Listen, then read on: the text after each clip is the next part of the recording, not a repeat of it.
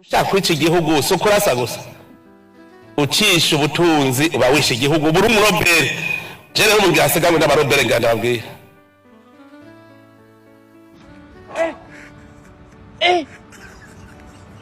Aujourd'hui aussi, c'est un autre jour.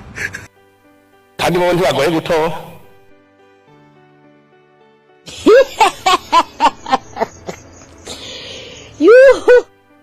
abantu bisinye kurwanya ubutunzi bw'igihugu nanje ngira mve hasi ngwana nabo. Sur le plan financier, une aide budgétaire de la Banque mondiale qui était associée à la conclusion de cet accord tombe également à l'eau.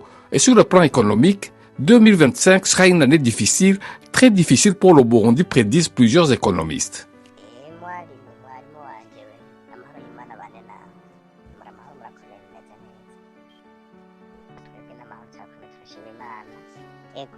nagomba tuganire gatoyi kuri kino kibazo twe turakunze kuza turakubaza utuntu tumwe tumwe kandi uraduha inyishu zikwiye kandi warandushikana n'ivyiyumviro imbere rimwe na rimwe tukabona hari igihindutse ni ukuvuga je akabazo nagomba mbazi ni kano ni ukuri hama kino gihugu cacu turagenda turahura n'utuntu tumwe tumwe kutubazo na cyane tuvuze ikibazo kiduhanze cyane ikibazo cerekeranye n'ibitoro ni ukuri vyatubanye cyane gose ubu urugendo twahora dufatira 1500 mu minsi yahera mu myaka iheze umuntu wese bazobona ku igitoro muri Kongo bazoca bamurasa ico ni kimenyetso kigaragara yuko hagati y'akazina muntu mu Burundi kamerewe nabi cane kanatsinda ivyo vyabaye vyitwa ubwicaye indengera butungane. Ishure ry'abarundi bose ni ishure ribategurira guca bugufi guhariranira gusubiza hamwe iterambere hamwe no kuroranirwa tubandanye urugendo maze tugaruza umunezero satani yatunyaze. Ubu uwo kwibaza ati mbega igihugu cy'u Burundi coba kiri mu ntambara, inyishu yobiyahe? Inyishu ni yego, igihugu cy'u Burundi nivyo isanzwe kiri mu ntambara. Intambara y'iki? Intambara y'ubutunzi. Voilà. Aha umukuru w'igihugu wenyene aravuga ati umuntu yibaza yuko umuroberi ari ugera asisha inkoho wenyene arihenda. Ati uwo muntu wese yonona igihugu, uwo muntu wese atembagaza igihugu, agatembagaza ubutunzi bw'igihugu, uwo n'umuroberi akomeye.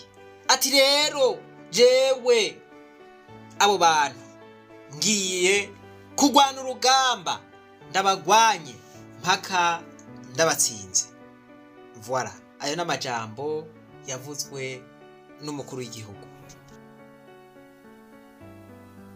kandi bo ntibagoye gutora abantu bisinye kurwanya ubutunzi bw'igihugu nanje ngira mve hasi ngwana nabo kandi Imana izofasha. Mwibaza ngo mukora mwinyegeje Bo ngaha hari umwaka w'2022 aho umukuru w'igihugu yavuga ayo majambo. Abumvise ayo majambo bari bazi yuko ivyo umukuru w'igihugu yabifashe mu ntoke kandi ko agiye guhana yivuye inyuma abonona itunga ry'igihugu. Kuva ico gihe gushika uno musi nta bantu umukuru w'igihugu arahana ngo nuko banyuruje amatungo y'igihugu. Ntabo turumva. Ahubwo tugerageje kuraba ibintu vyateye vyunyuka. Uko rero ibintu vyifashe ubu nivyo nagomba ndabacire ku mayange. Voilà. Ngomba ndabahe etandelier. Voilà uko ibintu vyifashe ku rubuga.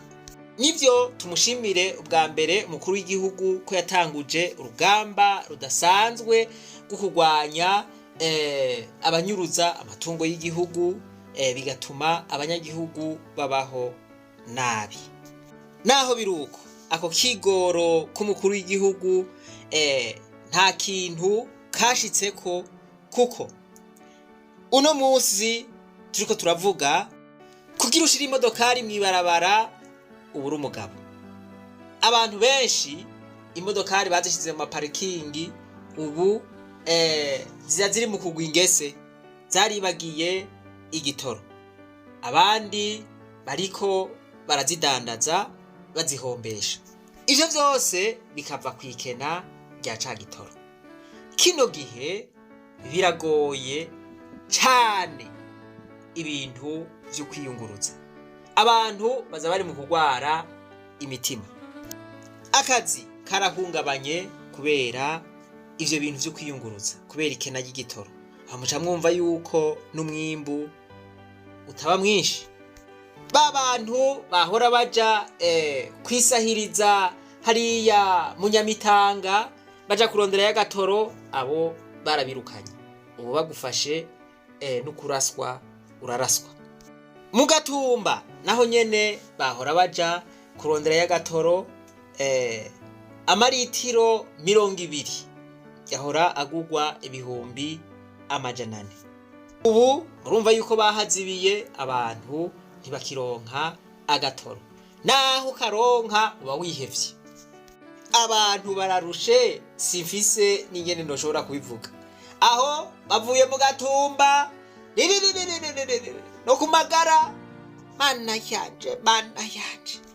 Mwiyumvire kuva i Bujumbura ugacomoka imagara ugiye kurondera agatoro. Mwiyumvire ico ugiye ko nikiza kukugarukana, voilà, nico uzosirikirako. Murumva yuko ari ibintu bigoye cyane. Ico gitoro none bari basigaye bagurira ku magara, mwibaza ko cari kivuye. Ico gitoro harabibaza ngo baba batanguye kugicukura muri Tanganyika. Batanguye kubona bariko baravyiyumvira. Wapi wa mayinka, ico gitoro cava muri Kongo. Ubu rero naho nyene barugaye. Ubu bagufashe n'ugupfucupfa. Ubu rero kimwe bita ikibuni mwibaza ko kijamwo igitoro kingana gute? Ikibuni kijamwo iritiro 1.5. Ikibuni ni kirya gicupa ca kinju, kirya gipacupacu. Voilà, ico ubu kigeze hagati y'ibihumbi 45 n'ibihumbi 50. Aho naho nyene ukirose ubura umuntu w'umugabo. Ntugenda uravuga cane, uvuga uti nagapacupacu ngaho. Voilà, aho bagupfuye isoni baca bagucumita igipacupacu ku bihumbi 70. Voilà, sinzi ko mubibona, ku bihumbi 70 ndiko mvuga ibihumbi 50. Muti none abantu babirukanye ku magara baciye bacomoka hehe? Baciye bacomoka hariya mana yanje hehe imuyinga. Aho mubona akabi karatwengwa nk'akeza. Muti muyinga naho babigenza gute yo mayinga? Abo bashoferi baracomoka Tanzania. Piri akariya za Gasuru. Voilà, aho bagaca bakora iki? Bakanywa igitoro, baja bahagira furu tanke, nuko bagaca baza ari abantu b'abashinga ntahe nyene. Bashitse mu Burundi rero hariya imuyinga, agatoro bagaca bakavidura. Niho rero baca batangura kwakira ba bantu bavuye za Bujumbura. Voilà, bati bahungu nta nakabuni kari ngaho. Batipe nabo bati vuga buke aho twababwiriye. Aho cumenya rero ko kariho, ucumenya kutwara n'utubuni tungahe. Voilà, naho nyene ivyo bigira wihevye. Bagufashe udapfuye urapfungwa. Ubu mutipe afise imodokari, nuko afise agasipasiyo acacumitamwo intebe hari inyuma, nuko voilà, iyo modokari agaca yicumitamwo utubuni 2. Murumva na maritira ngahe? Tubuni 2 na maritira 3. Utubuni 2 murumva yuko ari hagati y'ibihumbi 90 n'ibihumbi 100.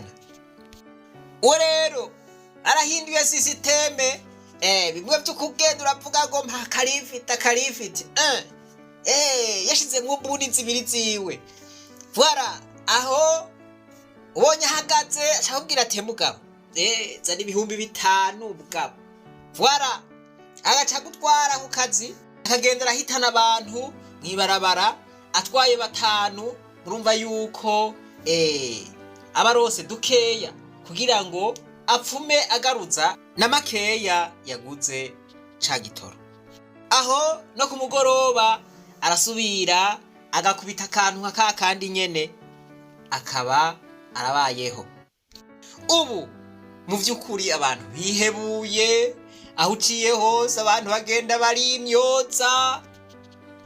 Mugani wa mupatiri ati intama ziramerewe nabi ati yaba zishavura zori yamenye umwungere ati none ziritekerereje nuko wamuhire Reveriyana ataragwara wampaye inka aravuga ati umugambwe CNDD-FDD ntushobora gusaza voilà ati ubu turiko turipanga gushika yaho ibiswi by'inkona tubipangira mu nda za banyina no kuvuga ngo bikavuka byarasisiye. Twebwe umugambwe wacu ntuzosaza wakibajije twarabonye umugambwe w'ipirona ngene wagize wakoze n'ingene washaje twarabonye Frodebu ngene wakoze urasaza twebwe iwacu ntuzosaza nico gituma dushira inguvu mu biswi by'inkona. Umaze kumva tuvuze tuti tugiye gutegura umwana w'imyaka 9 nukugira ngo nikizosaza umugambe ntuzosaza. Nimuzobona umugambe CNDD-FDD hata nkuza batama basinzira bakorora inkonda negatif nibibaho. Hateza kuguma hariho bamwe babisabandi ari ngaha Eric yakora batwara muri televiziyo yavuye kugira ngo dutangwe kwapanga biruke mu gihugu cyose bapanga imbonera kure mugabo munsi imbonera kure dupanga ibiswi by'inkona n'utubebe turi mu nda twavuye tudupangira indani tuzoshe kwisi twabaye tugumya banga tubandanirizako. Ubuhoho rero abahinga babikurikiranira hafi baravuga bati ahubwo CNDD-FDD ntiwashaje gusa bati nivyo iporona yarashaje na Frodebu yarashaje bati ntace yabeshemwo bati mugabo uko babona CNDD-FDD isaziye abarundi bati ibasaziye nabi cyane gose gusumvyo yindi migambwe. Sinzi ko abahinga baba barihenze murantunga ariko namwe mushobora kuba mufise ingene mubibona. Reka tubandanye ntacu ariko reka nako nyene ndakavuge ntacu. Mwe mwiyumvire ibi biswi bariko bapangira no munda. Voilà. Mwiyumvire mu gihe banyina bibi biswi bo bameze nkuko umukuru w'igihugu ariko aravuga. Basi bo bameze nkuko umukuru w'igihugu ariko aravuga. Ivyo biswi by'inkona bizovuka bimeze gute? Hajya abarundi bari baciye ubwenge bavuga ngo isase riva hehe kucuma wampaye inka. Nengo imfizi intama itendera nkande itendera nkase. Bati dutegerezwa gupanga akarere kugira ngo ibiswi by'inkona bivuke byarasisiye. Mana yanje iyo baciye ubwenge bwo kwiba bakananirwa n'ubwenge bwo kubaka haraje daimoni mbi baraciye ubwenge mu guteka umutwe wo kwiba igihugu. Ndababwire byari ibintu murambona nkavuga nti iyi ni laboratoire nk'ivyakozwe n'umuntu nk'ivyakozwe iyi ni laboratoire ni zacabwenge zanka gukora ibikorwa vy'iterambere mugabo ubwenge bwo kunyonora kurondera ingene biba n'ibikoko kabisa ubwenge barabufise. Ndavyita daimoni none ko bafise ubumenyi. Mwiyumvire rero ibiswi by'inkona byovuka byarasisiye nkuko. Bimwe bikura bavuga bati keceza zirye zose niziri mu magi. Voilà. Ndabongere aje mava mu vyimbirwa aho mubona aya reka ndabareke, reka ndabaha akabonisi. Ca mwiyumvira rero, none ibiswi vy'inkona bikuriye muri ya environnement vyokura bimeze gute? Aha, psychologie ikiba appliqué. Hariho ikintu bita influence du milieu. Voilà, le milieu dans lequel tuba turimwo iratwinfluensa. Ico giswi gikuze kibona se agira mwijipe nziza nziza, se afise amajipe 50, ca higira giti nanje ntegereza kukwereka ingene nkora. Voilà, ntegereza gukora nka papa yarabishoboye, afise ibijipe vyinshi, nanje ntegereza gukora ibishoboka vyose kugira umwaka uza nanje nzobe mfise etage. Naho izo modoka arafise zose nizo yanyonoye, nizo yanyonoye abanyagihugu. Umuntu ugasanga ni miliyarderi ngo afise imirere agaca akagahara afise ibijipe 50 ngo ntingo n'umugabo. Ubugabo bwahehura shetani. Ati ubugabo bwahehura shetani yigendera. Aho hoho hasigaye hibereye amashetani menshi.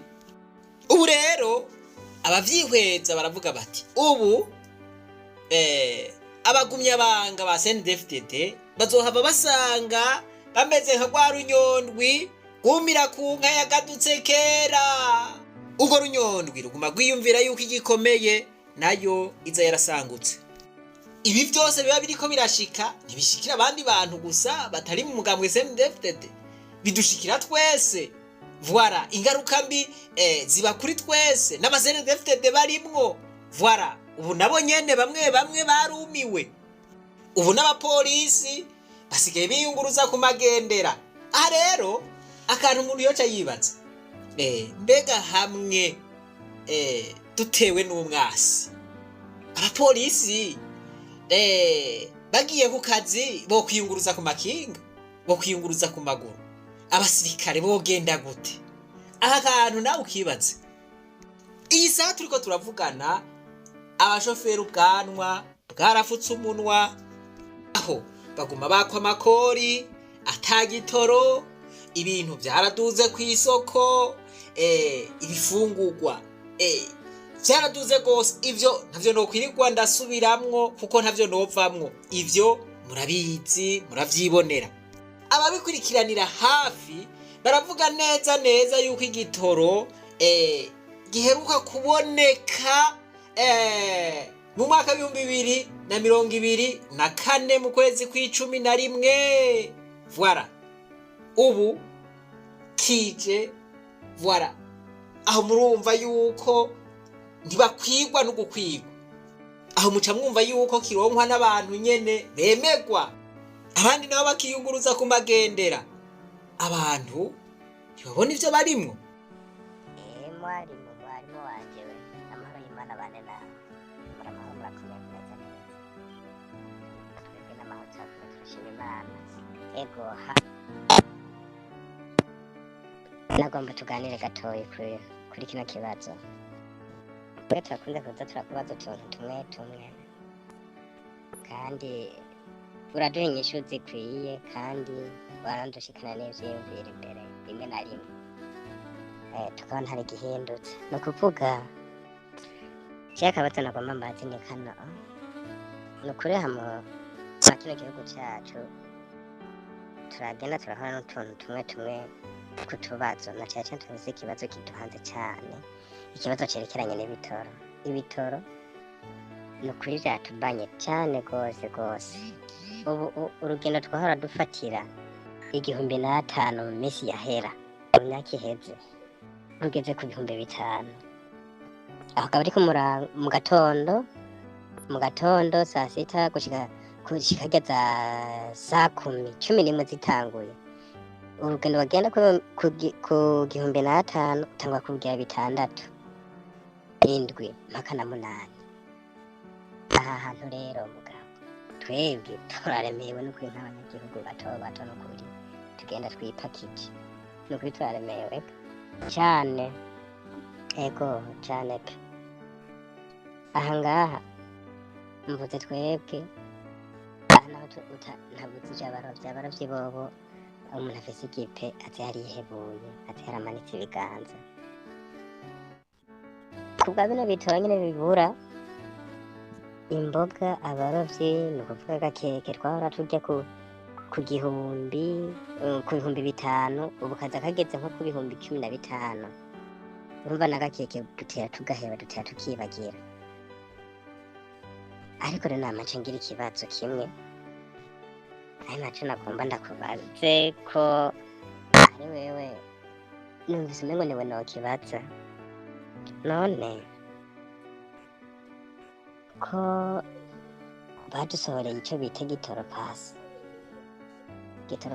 carasohotse ibitoro iyo bibonetse rimwe na rimwe ni ukuvuga umushoferi agenda gutora ca gitoro hajya kuri sitasiyo aciye kuri gitoro pasi aza kuriha kuri prix normale kandi arahabwa igitoro caba yipfuje kuko gitoro pasi iba yamupangiye amaritiro ategerezwa gukoresha nca ngaruka kuri twebwe abanyagihugu batoya none twebwe natwe ko urya mushoferi baba baramworohereje abaronse igitoro biroroshe bidahohotera ingodo none twebwe natwe abanyagihugu batoya twebwe bene igihugu bato ko batadupangiye ati habonetse igitoro bakanywa ku masitasiyo abanyagihugu nimurire imiduga ku mabeye yangana uko twebwe natwe turabande.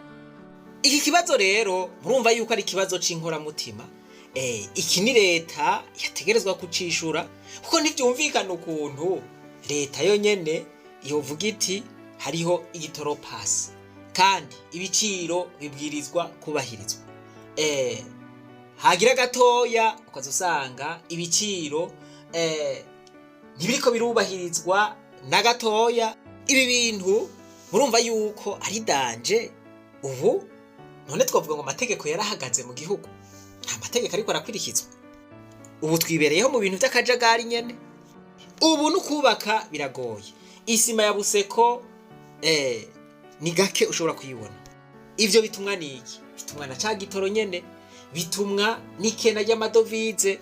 Bivugwa yuko umufuko w'isima wa Buseko wahorugurwa ibihumbi 38 ubonetse ugura ibihumbi 70. Akenshi usanga bariko barakoresha isima ivuye muri Kongo. None iri fatwa ry'igitoro ryoba riva kuki? Kwibindi bihugu vyose bifise igitoro, twebwe tubura igitoro kubera iki? Kubera ya madovize. Leta nta bushobozi ifise kugurana amahera hanyuma ikaza n'igitoro. Ahubwo amatwa dusumira hashobora kuba harimwo n'ikibazo cyuko Tanzania isa niyafatiye ibihano Uburundi. Kubera iki? Kubera uwahora akorana nayo ari we wa mugabo muzi ari hari Igitega agipfunzwe. Aho rero bakabwira abategetsi b'u Burundi bati mubwirizwa kumufungurura, nabo bati wapi. Aho rero abarundi bagashaka bagwa mu mporero y'ivyo batazi ivyo bariko barazira. Uhagwaniye imfizi hapfa ibikere. None hako abarundi bose bapfa ntibapfume bamurekura. Kuri twebwe abarundi ivyo turiko turacamwo nta woshobora kubisigura, birarengeye ubwenge. Ico nzi coco, ico ndiko ndabona coco, abarundi n'abana beza baratekereje kuko iya bameze nk'abanyakenya. Uvugishije ukuri ubu ibintu biba bimeze gute? Voilà, ubu nahari hasigaye icizere mwibanki nkuru y'isi. Icizere cyavuyeho. Amakuru dukesha radio RFI arerekana ko ibanki nkuru y'isi itagitanze imfashanyo yari yemereye igihugu c'u Burundi. Yari yavuze yuko amahera yari yemereye Burundi izogendera irayatanga mu biringo, ariko ubu yaraye yisubiyeko. Kubera iki? Kubera intwaro itabereye. Nayo bari batanze basanze atakoreshejwe, ayandi yanyonowe. Bikavugwa yuko Uburundi muri uyu mwaka wa 2025 bitagiye koroha na gatoya. Le Burundi devra faire sans les fonds du FMI et de la Banque mondiale. Il y a 1 an et demi, pourtant, Gitega et le Fonds monétaire international étaient parvenus à un accord au terme duquel le Burundi devait recevoir 260 millions de dollars étalés sur près de 4 ans, de l'argent qui aurait dû aider le pays à faire face à une grave crise de devises qui se traduit aujourd'hui au quotidien par une sévère pénurie de carburant dans le pays. Une première tranche a été décaissée en échange d'une première dévaluation du franc burundais. Mais depuis, le FMI a réclamé une deuxième dévaluation, ce que le président burundais a refusé, nous explique Esdras Ndikumana.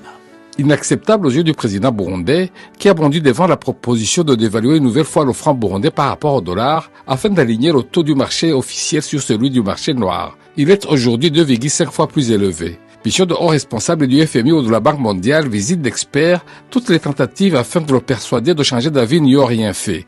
Evariste Ndayishimiye est resté droit dans ses bottes de général, ce serait participer à accélérer une inflation déjà galopante, a-t-il justifié à plusieurs reprises.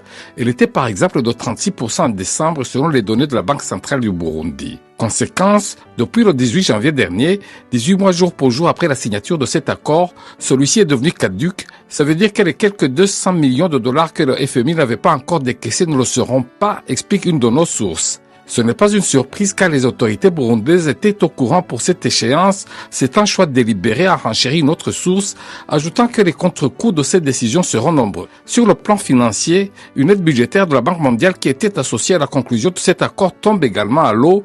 Et sur le plan économique, 2025 sera une année difficile, très difficile pour le Burundi, prédisent plusieurs économistes. Esdras Ndikumana, à Gitega, il est 6h40. muri make babwiye umukuru w'igihugu bati muko ibintu bisubira ku murongo gerageza amafaranga agaciro k'amafaranga avunjwa ku isoko canke kuri marché noir ukuvuga ngo ayo mafaranga agabanuke yegereze canke angane igiciro canke amahera avunjwa ko mu banki nkuru y'igihugu. Ngwivyo umukuru w'igihugu ntavyo yigeze akora. Amahera rero ashika ku miliyoni 260 z'amadolari igihugu c'u Burundi coronkejwe kugira ngo gihangane n'ibibazo kirimwo ibibazo byo gusubiza amadovize ku murongo, igitoro kigaca kiboneka, ayo ntakibonetse baciye bayahagarika. None ubu igihugu c'u Burundi kigiye kuba icande. Uko bimeze kose murabona yuko abarundi tugeze habi, abarundi turi mu yabira, ababirabira hafi baravuga bati iyi ntambara turimwo y'ubutunzi bati babaza gusumvya iy'amasasi, bati kuvyuka utabona ico ushobora gukora, utabona ico ushobora gufungura, utabona ingene ushobora kubeshaho umuryango. Ubu abantu benshi bariko baradandaza imiduga bayihombesha, bagenda hanze voilà kwisumamwo, ubu abantu benshi bayinze. Voilà nguko rero uko vyifashe. Ibi bimeze uku harakagwi k'abategetsi bobo baguma bitungira, voilà abandi barundi nabo bariko baragoka. Ubu kimwe bita classe moyenne, abantu usanga babaye bari hagati na hagati, ubu gisa nikitariho kuko abahora mwico cicaro ubu bageze muri bamwe bato bato, voilà ubu barakenye. Amoyenne terme ni ikintu kimwe cyane twavutse. Igihe cyose mu gihugu cy'u Burundi hatazoba hari ikintu bita classe moyenne, ni kuvuga abaje abantu bari hagati na hagati. Hakaba hari akagwi k'abantu batunza cyane n'abakene baguze, hazokwama hari injyane n'ibibazo mu gihugu. Nagomba mu gusozera ndangirize kuri kino kibazo. Mbega ibi bintu vy'ukuri vyobandanya uko? Mbega iyi manda y'imyaka 7 y'umukuru w'igihugu yohera tugeze he? Aha dukura mu kuvuga duti nkuko mubona dufise ibibazo umurengera, tugiye kwerekana ingene ibi bibazo twobisohokamo. Tugiye kwerekana natwe ingene twotora umuti w'ibi bibazo biduhanamiye. Bamwe ntibifuza ko ibibazo vyohera kuko bariko baravyungukiramwo. Cane cane abo bantu batunga cane, abandi bariko barakena. Voilà. Ariko ndizera yuko hariho n'abandi bifuza yuko izi ngorane zohera. Nico gituma twashizeho ya application kugira ngo abantu bose bifuza yuko izi ngorane turimwo zohera, duce tubugururira imiryango bajemo, twese tube abantu baharanira ukugaruza umunezero Satani yatunyaze. Voilà, ubu nibaza ko biba bisobanutse. Iyo application izojamwo abantu bonyene babona ibibazo kandi bifuza yuko vyotoregwa inyishu. Iki ni gice ca mbere rero duhereyeko. Voilà, tugiye kubaha seri z'ivyigwa kugira ngo umuntu azoja muri iyo application azobe yavyumvirije byose, aje muri iyo application azi ikimujanye.